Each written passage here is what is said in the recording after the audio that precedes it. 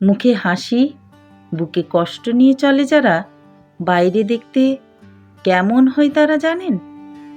তারা বাইরে থেকে খুব শক্ত, আর ভেতরে ভেতরে খুব ক্লান্ত মানুষ।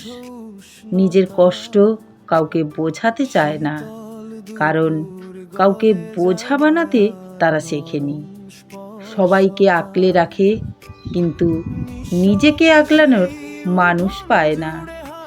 হাসিটা তাদের ঢাল, দুর্বলতা ঢাকবার শেষ চেষ্টা। রাতে সবচেয়ে বেশি ভাবে, দিনে সবচেয়ে বেশি কথা বলে অকারণে। ভেঙে পড়েও কাউকে বুঝতে দেয় না, কারণ একবার ভাঙলে আর জোড়া লাগানো সহজ নয়। মানুষগুলো দুর্বল না, ওরা এমন শক্ত যাদের কষ্ট নীরব হতে শিখিয়ে দেয়।